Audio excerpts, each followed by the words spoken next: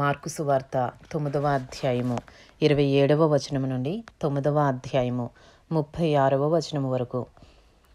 అయితే యేసు వాని చెయ్యి పట్టి వాని లేవనెత్తగా వాడు నిలువబడెను. ఆయన ఇంటిలోనికి వెళ్ళిన తరువాత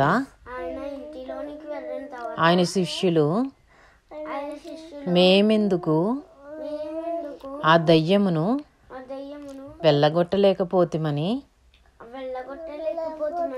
ఏకాంతమున ఆయనను అడిగిరి. అందుకైన ప్రార్థన వలననే గాని అనగా ఉపవాసము వలననే గాని మరి దేని వలననైనను ఈ విధమైనది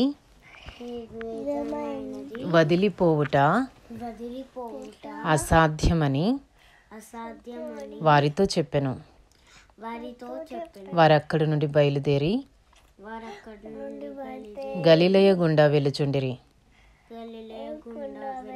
అది ఎవనికిని తెలియుట ఆయనకిష్టము లేకపోయెను. ఏలయనగా ఆయన తన శిష్యులకు బోధించుచు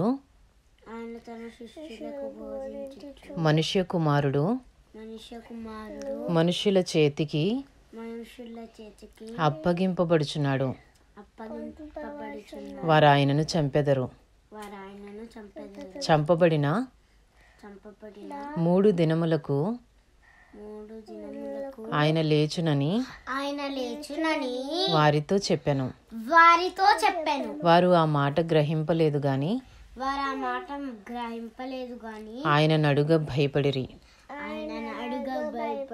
అంతటి వారు కపెర్నహూమునకు వచ్చిరి.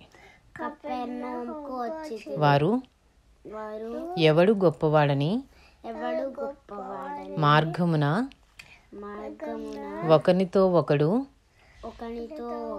వాదించిరి గనుక ఆయన ఇంట ఉన్నప్పుడు మార్గమున మీరు ఒకరితో ఒకరు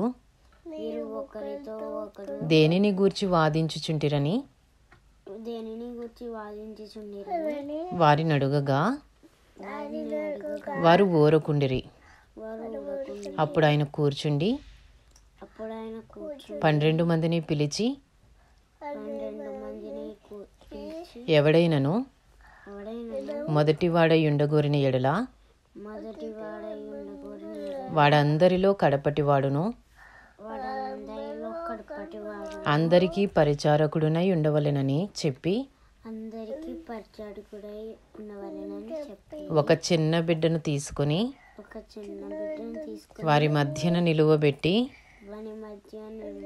వానిని ఎత్తి కౌగిలించుకుని ఇట్టి చిన్న బిడ్డలలో ఒకనిని నా పేరట చేర్చుకునేవాడు